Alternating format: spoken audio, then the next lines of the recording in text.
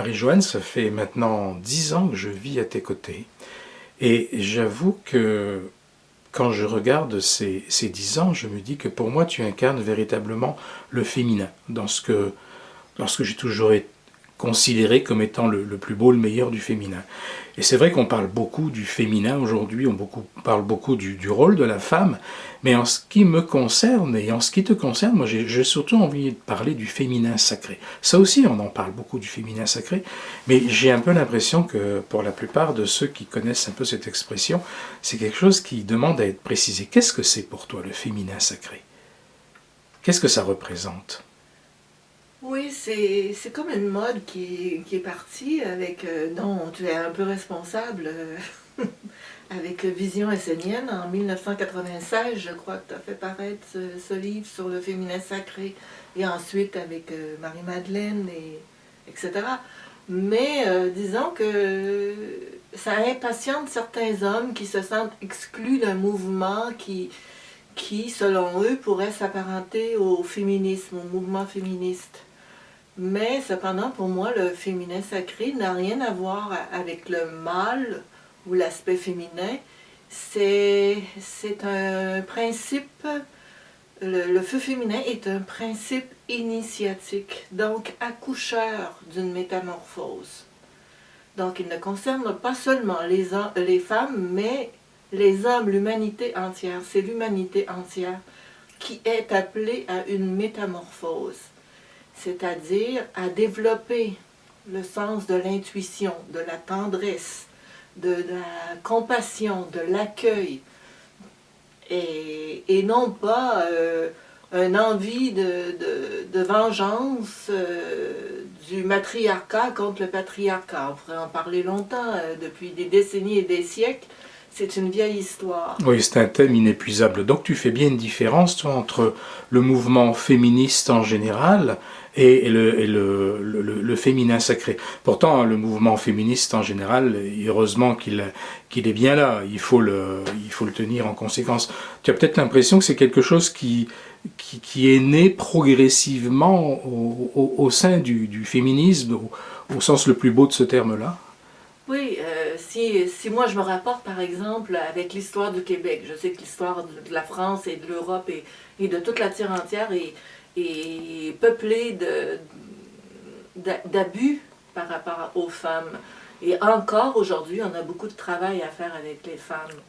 Mais disons que par rapport au Québec, ici, en 1950, même si je n'étais pas encore née, l'histoire du Québec nous ramène au premier ministre Duplessis, et qui était très en symbiose avec le clergé, avec tout ce qu'il implique, l'Église catholique. Donc les femmes n'étaient pas pourvues d'âme, elles étaient des créatures. Oui, là on est loin du féminin sacré. Et très loin. Et c'est pour ça qu'en 1960, avec la Révolution tranquille, le père Georges-Henri Lévesque a ouvert l'université aux femmes, et ça a permis une expansion du mouvement qui est devenu le mouvement féministe, qui englobait aussi l'homme rose, faut dire. Mais ce n'est pas ça le féminin sacré. Le féminin sacré, c'est développer notre androgyna, c'est-à-dire le juste équilibre entre le meilleur de notre aspect mâle, que nous soyons femmes ou hommes, et le meilleur de notre aspect féminin, que nous soyons femmes. Donc le meilleur en nous, les femmes, qui sommes des accoucheuses, c'est vraiment, je pense, la tendresse, la compassion, l'accueil de l'autre pour ouvrir au changement. Un accouchement, c'est porteur d'un nouvel enfant. Il y a un accouchement, nous sommes présentement en plein changement de conscience. Donc l'accouchement, c'est vraiment la nouvelle humanité à venir. Et qu'est-ce qui est sacré pour toi? Parce que très souvent, quand on prononce le nom de sacré, on a plus ou moins en toile de fond derrière nous une notion de religion, de dogme, de choses comme ça. J'imagine que c'est pas ça pour toi le sacré. Non, le sacré, c'est ce qui a rapport avec le divin en nous, le meilleur en nous, c'est-à-dire hors contexte, hors vengeance. C'est vraiment l'expression du meilleur de l'humain en soi. Aujourd'hui, dès qu'il est question de féminin sacré, on parle beaucoup de chamanisme. Est-ce que toi, tu te considères comme une chamane? C'est difficile à déterminer. Le chamanisme est un peu aujourd'hui ce qui a remplacé la mode du médium. Je ne veux pas contester, il y a de très bons médiums, il y a de très bons chamans. Et moi, je me considère autant médium que chaman. Chaman par rapport à ma sensibilité, parce qu'il faut dire que le féminin est aussi une sensibilité, une perception intuitive. Donc, ma sensibilité envers les êtres de la nature, envers les énergies de la terre, reliées avec ce qui existe au niveau du ciel, c'est-à-dire tous les maîtres et tous les changements qui sont à incarner en nous, c'est-à-dire l'expansion du divin en nous, je me sens à la fois chamane, parce que lorsque je fais des rituels un peu partout dans le monde, en ta compagnie, ce ne sont pas des rituels qui sont anodins. Ils n'appartiennent pas à une tradition amérindienne.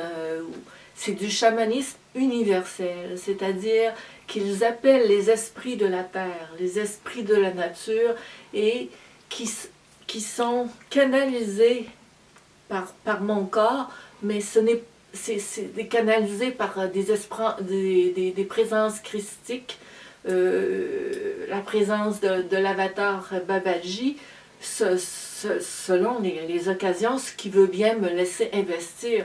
Et je pense que ces rituels, en toute modestie, parce que tu me la poses la question, agissent beaucoup intérieurement. Peut-être on peut penser que parce qu'on ne porte pas l'habit chamanique ou l'habit amérindien, on ne se déclare pas chaman, que ça peut être une mise en scène, mais non, c'est vraiment l'expression. Ce n'est pas moi qui exécute ces rituels. C'est un peu une des façons par lesquelles tu traduis, toi, le sacré, si je comprends bien. Le sacré, ça mais est-ce que tu penses que c'est cette notion de chamanisme ou cette notion aussi de féminin sacré, ça correspond à une mode ou c'est véritablement là pour rester? Bien, j'espère que ça ne correspond pas à une mode et que ceux qui dérivent un peu du mauvais côté de la mode, c'est-à-dire je me fais chaman de n'importe quoi, vont se redresser et reprendre une posture par rapport à l'important de vraiment explorer, exploser le féminin sacré dans toute la noblesse qu'il doit exprimer. Alors, le chamanisme est une partie de l'expression, de l'initiation de la femme mère-terre, de la terre, et aussi animée par le verbe, c'est-à-dire le père, la mère et le père. Le père apporte le verbe, la mère apporte la tendresse. Je sais, Marie-Joanne, que tu es évidemment très sensible à ce que tu appelles globalement l'énergie christique.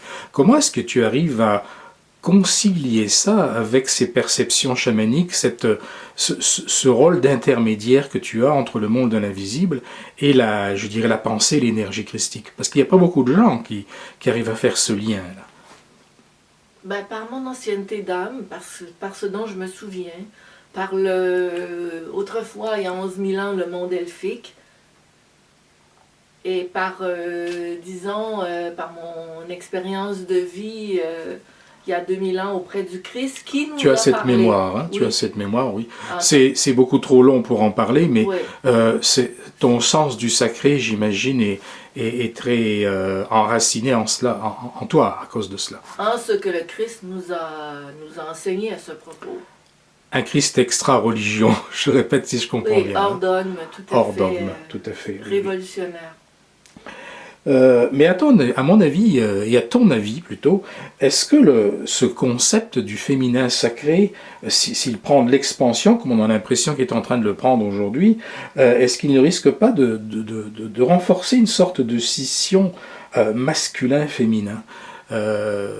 Parce que, est-ce qu'à ton avis, par exemple, il existe un masculin sacré lui aussi? Tu as un petit peu abordé ça légèrement tout à l'heure.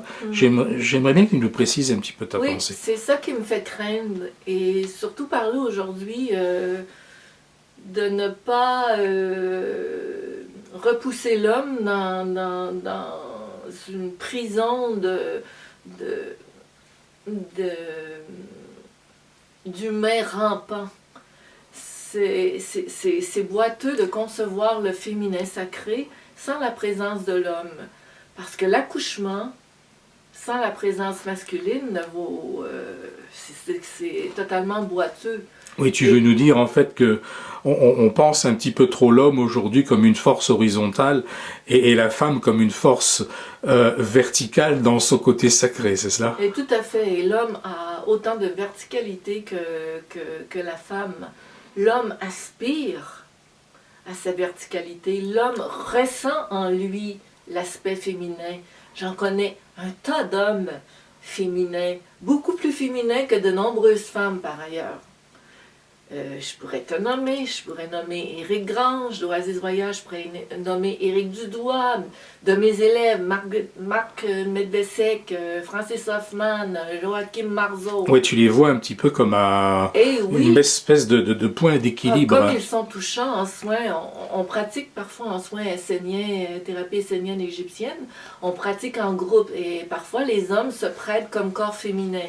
Donc, c'est vraiment touchant de voir des hommes se prêter comme modèle féminin alors qu'ils sont mâles et me dire par après, Marie-Joanne, je me suis sentie des ovaires et un utérus et ça m'a touchée profondément.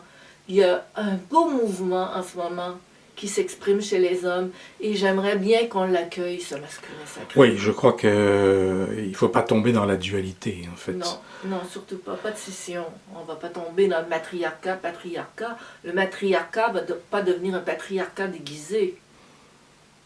Alors, qu'est-ce qu'on peut souhaiter avec tout cela? Qu'est-ce qu'on peut souhaiter? On peut souhaiter... Moi, je souhaite, peut-être l'an prochain, une journée masculin, féminin, sacré, unis et en conscience. Parce que je nous aime, vous, femmes, et je vous aime, vous, hommes. C'est peut-être ça vraiment le sens du sacré. Oui. C'est de trouver en chacun l'aspect, le point d'équilibre en fait. Et c'est ça le sacré, ne rien renier, aimer toutes les parties de chacun dans le meilleur de ce qu'elles peuvent apporter. Merci beaucoup Marie-Joanne. Je vous remercie.